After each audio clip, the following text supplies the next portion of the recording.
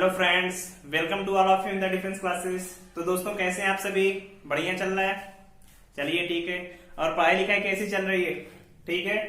तो दोस्तों चलिए, जो आज हम आगे बात करेंगे, अभी लास्ट क्लास में हमने स्केलर और वेक्टर क्वांटिटीज में हमने पढ़ा था कि स्केलर वेक्टर क्वांटिटीज होती क्या है, टेंसर क्वांटिटीज क्या होती हैं और उसके कितने टाइप होते हैं, इनके बारे में डिस्कस किया था। तो दोस्तों आज जो हम आगे बात करेंगे उनके कुछ और टाइप, स्पेशल टाइप्स हैं जिनके बारे में डिस्कस करेंगे वेक्टर क्वांटिटीज के। तो पहला आता है दोस्तों आपका कोलिनियर वेक्टर। कोलिनियर वेक्टर जिसे हम कहते हैं एक रेखीय सदिश। हिंदी में क्या बोलते हैं? एक रेखीय सदिश। तो नाम से ही लग रहा है दोस्तों, एक रेखी का मतलब क्या होता है? एक ही रेखा में हो, एक ही रेखा में हो। तो ऐसे दोस्तों सदिश, कोई वेक्टर ए है, कोई दूसरा वेक्टर बी है, देख रहे हैं दोनों सदिश एक ही रेखा में है, तो इन्हें हम क्या बोलेंगे? Collinear vector. याद रहेगा दोस्तों, कोलिनियर का मतलब क्या होता है? ऐसे सदिश जो एक ही रेखा में हो। याद है? दूसरा पॉइंट आता है कोप्लेनर वेक्टर। कोप्लेनर वेक्टर ये दोस्तों जो सदिश है बहुत इंपॉर्टेंट है। इसे हिंदी में कहते हैं एक समतलीय सदिश। एक समतलीय सदिश। तो नाम से लग रहा है एक समतली का मतलब एक समतलीय। ऐसे सदिश जो एक ही समतल में हो, तो नोट कर लीजिए इसमें, ऐसे सदिश, ऐसे सदिश जो एक प्लेन में हो, या लिख सकते हैं समतल में हो, एक समतलीय सदिश कहलाते हैं। एक समतलीय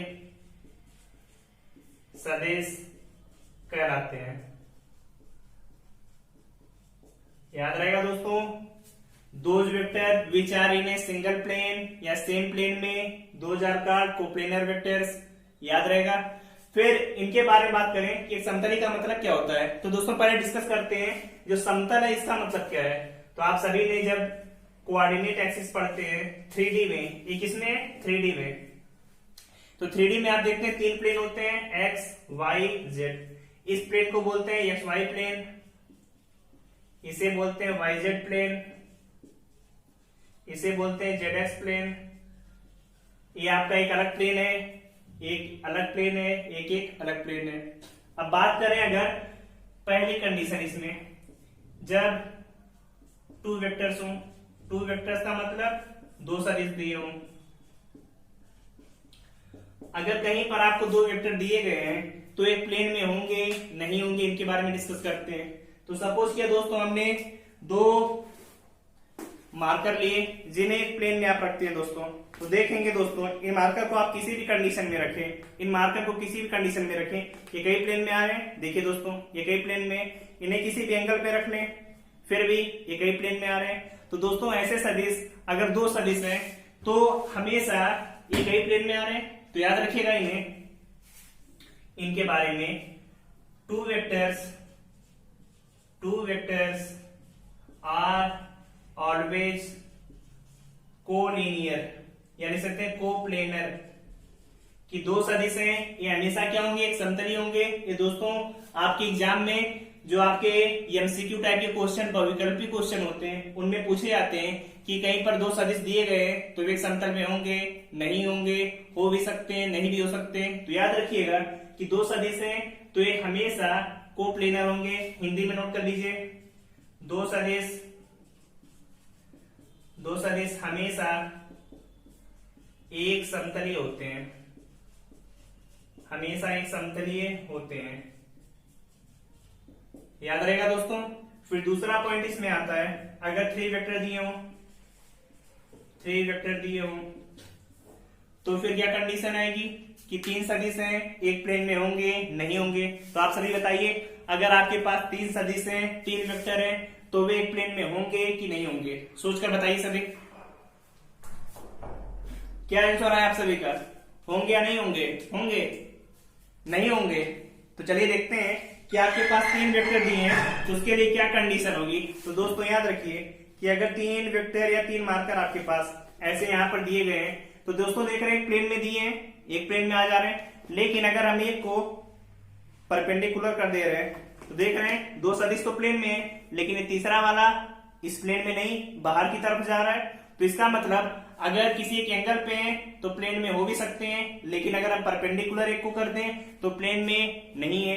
तो इसका मतलब क्या है, तीन वेक्टर दिए हैं तो एक प्लेन में हो भी सकते हैं, नहीं भी हो सकते हैं। तो लिख लीजिए इसमें 3 वेक्टर के लिए may or may not be coplanar. याद रहेगा, may or may not be coplanar का मतलब एक समतलीय हो भी सकते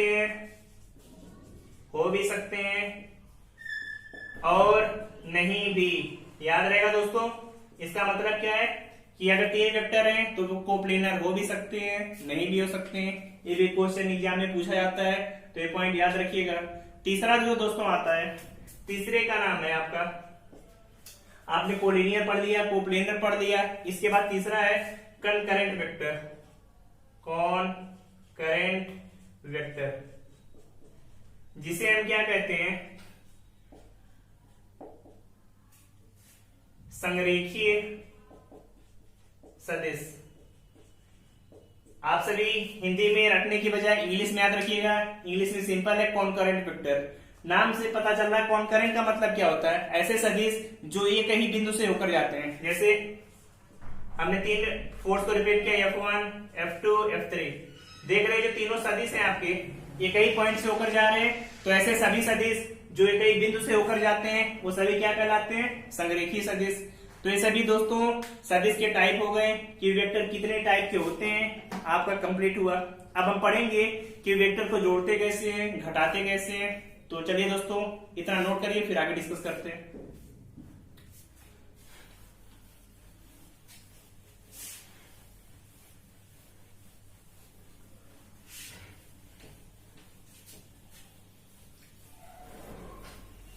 चलिए दोस्तों हेडिंग डालिए सभी, addition and subtraction of vector, सदिशों का जोड़ एवं घटाना। हेडिंग डालिए सभी, addition and subtraction of vector. तो दोस्तों हम पहले एडिशन के बारे में पढ़ते हैं कि दो सदिशों को हम जोड़ते कैसे हैं। तो इसके लिए जो पहला लॉ होता है आपका, इसके लिए 3 नियम होते हैं। पहले तीनों नियम के बारे में डिस्कस कर लेते हैं। पहले ये दोस्तों रूल है आपका हेड टेल लॉ। दूसरा जो रूल आता है उसे हम कहते हैं ट्राइंगल लॉ, हिंदी में कहते हैं त्रिभुज का नियम। तीसरा जो आता है उसे कहते हैं पैरेललोग्राम लॉ, या हिंदी में कहेंगे समांतर चतुर्भुज का नियम।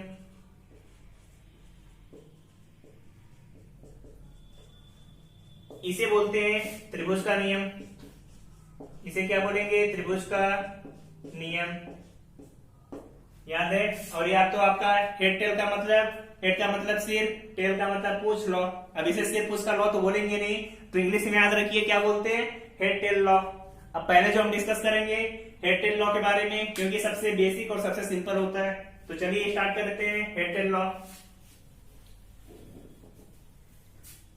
अब दोस्तों बताइए हेड टेल लॉ क्या होता है, कैसे करते हैं। तो दोस्तों याद रखिए, कभी भी जब हम दो वेक्टर को जोड़ते हैं तो उसके जोड़ने का जो पहला नियम है हेड टेल लॉ है। इसमें हम क्या करेंगे, जैसे कोई हमारे दो वेक्टर है, एक वेक्टर ए है, वेक्टर में जो ये लाइन है मैग्नीट्यूड और ये डायरेक्शन, इसे हम बोलते हैं हेड, इसे बोलते हैं टेल। याद रहेगा हेड टेल। कोई दूसरा वेक्टर है, वेक्टर बी, इसका हेड है, इसका टेल है, दो वेक्टर है, इन दोनों को हमें जोड़ना है। तो दोस्तों याद रखिए, जो वेक्टर होता है, वेक्टर की एक प्रॉपर्टी होती है कि वेक्टर को हम पैरेलल कहीं पर भी ले जा सकते हैं। जैसे वेक्टर ए यहां पर दिया है, इसे हम इसके पैरेलल में यहां पर भी खींच सकते हैं, लेकिन जिस बॉडी पर काम करे वो बॉडी आपकी एक ही होनी चाहिए, एक ही पॉइंट पर, या एक ही कोई आपकी बॉडी है, दृढ़ बॉडी, सॉलिड बॉडी, उसी पर काम करना चाहिए। तो दोस्तों इन दोनों को जोड़ना है। वेक्टर ए को हमने यहाँ पे ड्रॉ कर दिया, ये वेक्टर ए का हेड है, ये टेल है। अब जोड़ने के लिए याद रखिए कि हेड टेल लॉ में क्या होता है, पहले के हेड से दूसरे के टेल को जोड़ देते हैं। अब बी का आपको जोड़ना है, बी क्या परपेंडिकुलर, तो बी को यहां पर लेकर आया, तो देख रहे इसके हेड से बी के टेल को जोड़ दिया तो वेक्टर बी तो बन गया आपका। अब जो इसका परिणामी आएगा, परिणामी निकालने के लिए जो इसका परिणामी आएगा ये कैसे आएगा कि दूसरे के हेड से पहले के टेल को जोड़ने पर उसका परिणामी आएगा। परिणामी का मतलब रिजल्टेंट आर से लिखते हैं। आर कितना आएगा, vector A plus vector B. तो याद है जोड़ने के नियम में क्या, पहले के हेड से दूसरे के टेल को जोड़ते चले जाइए जहां पर आएगा, फिर जब आपको परिणामी निकालना हो तो जो सबसे लास्ट वाला होगा उसके हेड से और जो सबसे स्टार्टिंग का होगा उसके टेल को जोड़ देंगे। जैसे कि एग्जांपल लेते हैं, इससे पहले आप ड्रॉ कर लीजिए फिर एग्जांपल से समझेंगे। आपसे जैसे कहा जाए कि कोई आदमी है 3 मीटर ईस्ट में चलता है, 3 मीटर वेस्ट में, लिख लीजिए 3 मीटर वेस्ट डायरेक्शन में चलता है, फिर 3 मीटर ईस्ट डायरेक्शन में जाता है। वेक्टर है इसीलिए डायरेक्शन आपको लिखा जा रहा है वेस्ट ईस्ट। फिर उसके बाद पहले वेस्ट में चला फिर नॉर्थ में लिखिए, 3 मीटर नॉर्थ में जाता है, फिर 3 मीटर ईस्ट में आता है। तो बताइए वो कहां पर पहुंच गया फाइनली। आपसे मतलब इन तीनों को जोड़ना है तो फाइनली कहां पहुंचा निकालना है आप सभी को। तो ये हम चलिए ड्रॉ करते हैं। आप सभी ने पढ़ा होगा ड्रॉ करते टाइम जब हम मैप बनाते हैं तो डायरेक्शन दिखाने के लिए ऊपर नॉर्थ लिखते हैं, नीचे साउथ, इधर ईस्ट, इधर वेस्ट, ऐसे लिखते हैं। तो चलिए ऐसे ड्रॉ करेंगे। पहले क्या 3 मीटर वेस्ट, यहां से स्टार्ट किया, ये आपका स्टार्टिंग पॉइंट है 3 मीटर वेस्ट। कोई वेक्टर बना लिया, सही है आपका वेस्ट डायरेक्शन में। 3 मीटर नॉर्थ, नॉर्थ का मतलब क्या, ऊपर की तरफ, नॉर्थ ऊपर की तरफ है। तो अब इसके हेड से यहां से स्टार्ट किया, 3 मीटर नॉर्थ की तरफ चल दिए, यहां पर पहुंच गए। देख रहे हैं पहले के हेड से दूसरे के टेल को जोड़ा गया है। फिर क्या दिया, 3 मीटर ईस्ट, ईस्ट का मतलब आपको इस डायरेक्शन में आना है तो 3 मीटर ईस्ट डायरेक्शन में आ गया, सही है। क्योंकि फिर देखिए क्या किया, इसके हेड से इसके टेल को जोड़ दिया। अब आपको फाइनल रिजल्टेंट निकालना है किसका मान कितना आएगा। तो आप क्या करेंगे, तीनों वेक्टर को बना दिया, फिर रिजल्टेंट के लिए क्या बताया कि अंतिम वाले के हेड से स्टार्टिंग वाले के टेल को जोड़ देते हैं। तो देख रहे हैं अंतिम वाले का हेड यहां पर आया और स्टार्टिंग का टेल यहां पर है, दोनों को जोड़ दीजिए, आपका आंसर आ गया। यहीं पर फाइनली पहुंचेगा। तो फाइनली में कहां पर पहुंचा, डिस्टेंस कितनी आई, 3 मीटर। समझ में आया आंसर कैसे आ रहा है आपका। तो इसका आंसर क्या होगा, 3 मीटर। समझ में आया। डायरेक्शन पूछे तो डायरेक्शन ऊपर की तरफ कौन सी है, नॉर्थ की डायरेक्शन, तो आप निकाल सकते हैं। तो वेक्टर के जोड़ने का मतलब यही है कि जोड़ने के लिए याद रखिए पहले के हेड से दूसरे के टेल को, फिर हेड से टेल को, फिर हेड से टेल को, और जब लास्ट में निकालना हो तो इस सबसे पहले वाले के टेल से अंतिम वाले के हेड को जोड़ देंगे, आपका आंसर आ जाएगा। तो याद रहेगा सभी को, नोट कर लीजिए इसे। और देख रहे हैं दोस्तों, अगर यहीं पर डायरेक्शन नहीं दी होती तो 3 मीटर 3 मीटर 3 मीटर जोड़ने पर कितना आता है, 9 मीटर। लेकिन वेक्टर में ऐसा पॉसिबल है कि तीनों को जोड़ने पर कितना आ रहा है आपका आंसर, 3 मीटर ही आ रहा है। ऐसा कहीं और पर होता है, नहीं होता। 3 3 3 को जोड़ेंगे कितना आएगा, 9, लेकिन यहाँ पर कितना आ रहा है, 3 आ रहा है। ऐसा कहां पर पॉसिबल है, सिर्फ वेक्टर में, जहां पर आपको डायरेक्शन दिखानी हो। तो चलिए नोट करिए इसे।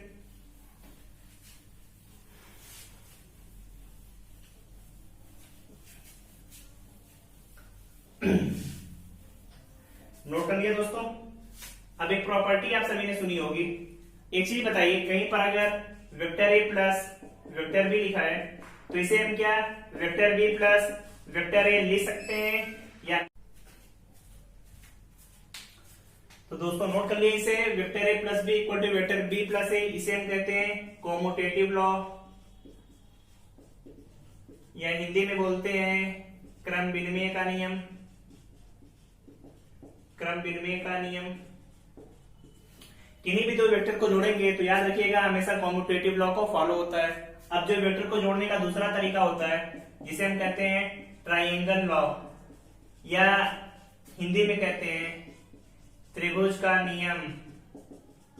ये नियम क्या होता है, कैसे यूज करते हैं, इसके बारे में देखते हैं। तो इसमें याद रखिए, अगर कभी भी दो वेक्टर को हम किसी त्रिभुज की दो साइड से रिप्रेजेंट करें तो तो वेक्टर का जो तीसरी साइड होगी त्रिभुज की, वो दोनों वेक्टर के सम को रिप्रेजेंट करेगी, मगर उसकी डायरेक्शन दोनों के अपोजिट होनी चाहिए। तो पहले नोट कर लीजिए इसे हम लिखते हैं, हिंदी में लिखें, यदि किन्हीं दो सदिशों को त्रिभुज की दो क्रमागत भुजाओं से प्रदर्शित करें तो तीसरी भुजा विपरीत दिशा में परिणामी आर को प्रदर्शित करेगी। याद रहेगा, परिणामी आर को प्रदर्शित करेगी। कैसे निकालेंगे, चलिए देखते हैं। अगर दो वेक्टर हैं, पहले वेक्टर ए को लिखा हमने यहां पर, ट्रायंगल बी को, दोनों को जोड़ना है। तो दोनों को जोड़ने के लिए हम क्या करेंगे, जो त्रिभुज की तीसरी भुजा है इसे किस डायरेक्शन में, विपरीत दिशा में, तो डायरेक्शन हमने अपोजिट कर दी। तो देख रहे वेक्टर ए वेक्टर बी, तीसरी साइड क्या है, वेक्टर आर, जिन्हें हम लिखेंगे vector A plus vector B. याद रहेगा, जैसे आपने पढ़ा कोई त्रिभुज है, त्रिभुज की दो भुजाएं, पहले को सदिश ए से, दूसरे को सदिश बी से, तीसरा हमने क्या, इनके परिणामी को लिख दिया, इसका परिणामी वेक्टर आर, लेकिन इसकी दिशा क्या है, विपरीत दिशा में परिणामी आर को। अब दोनों वेक्टर दोस्तों दिए गए हैं, वेक्टर ए और वेक्टर बी, ए और बी। अगर किसी एंगल पर हुए, दोनों वेक्टर ए और बी जो दिए किसी अगर एंगल थीटा पर हुए, तो हम इसका परिणामी कैसे निकालेंगे। तो दोस्तों याद रखिए, जो रिजल्टेंट निकालते हैं, √a² plus b² plus 2ab cos theta. दोस्तों यही सब चीजें जब आप समांतर चतुर्भुज का नियम पढ़ेंगे, पैरेललोग्राम लॉ, वहां पर भी पढ़ेंगे। लेकिन पहले आप एक बार यहाँ पे देख लीजिए, फिर पैरेललोग्राम लॉ में दोबारा चीजों को रिपीट करेंगे। तो पहले यहाँ पे समझते हैं, इतना नोट करिए, फिर ये वैल्यू आती कैसे है इसके बारे में डिस्कस करते हैं। नोट कर लिया दोस्तों। अब देखिए, हमने पहले वेक्टर ए को रिप्रेजेंट किया इस तरीके से, वेक्टर बी यहां पर है और इसका परिणामी vector R A plus B. तो दोस्तों इसमें हम निकालते कैसे हैं, इसके लिए जो रूल है वो कैसे है कि दोस्तों जो हम एंगल लेंगे, ए और बी के बीच का एंगल होगा, ना कि इसका परिणामी का एंगल। ये दोस्तों जो एंगल हमने हमेशा देखेंगे, ये कहां पर होगा, ए और बी के बीच का एंगल होगा। अगर एंगल हमें नहीं दिया है तो एंगल हमें निकालना पड़ेगा। क्वेश्चन में क्या होता है, कभी कभी ए वाला एंगल दिया रहता है, तो हमें क्या करना पड़ेगा, पहले इस एंगल को निकालना पड़ेगा, फिर जाकर आपका आंसर आएगा। अब आपको ये पता है बी, इनके बीच का कोण पता है और आपसे परिणामी पूछा जा रहा है, तो कैसे निकालेंगे। परिणामी निकालने के लिए √a² plus b² 2ab cos theta करते हैं। अब आपने इतना नोट कर लिया, फिर क्या करेंगे, पूछा जाए ये जो परिणामी है कितने कोण पर है, वेक्टर ए से कितने कोण पर है। तो सपोज के एंगल जो दिया है आपने अल्फा नोट किया, तो ये जो एंगल की वैल्यू आएगी tan alpha equal to b sin theta upon a plus b cos theta. ये दोनों फार्मूले दोस्तों बहुत इंपॉर्टेंट है, नोट करिए इसे फार्मूलों को, फिर आगे डिस्कस करते हैं। नोट कर लिया। अब दोस्तों यहाँ पर कुछ पॉइंट आते हैं कि एंगल कितने एंगल पर हो तो परिणामी आपका अधिकतम आएगा, न्यूनतम आएगा। तो दोस्तों याद रखिए, यदि theta equal to 0 degree, theta 0 का मतलब थीटा 0 हो जाए तो बी कहां पर होगा, वेक्टर ए यहां पर आएगा, वेक्टर बी यहां पर आ जाएगा, यही तो होगा। इसके हेड से दो आपका जुड़े हैं, तो रिजल्टेंट क्या होगा इसका, यहां से यहां तक की दूरी, तो रिजल्टेंट आएगी यहां से यहां तक की। तो कैसे, थीटा इक्वल टू 0, थीटा 0 रखा, cos 0 की वैल्यू 1 आती है, तो r की वैल्यू कितनी आएगी, √a² plus b² plus 2ab। इसे क्या लिखते हैं, a प्लस b का होल स्क्वायर। तो वैल्यू कितनी आ गई, a प्लस b। समझ में आया।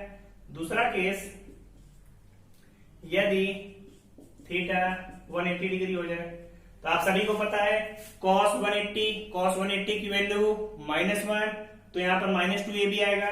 तो r की वैल्यू कितनी आएगी, a² + b² -2ab।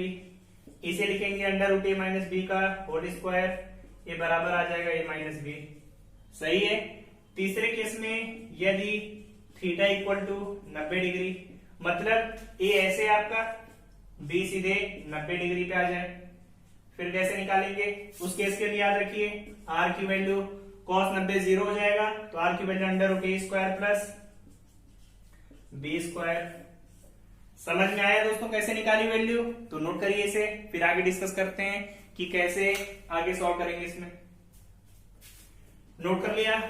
चलिए आगे देखते हैं इस पर एग्जाम में क्वेश्चन कैसे आते हैं, कुछ क्वेश्चन को देखते हैं।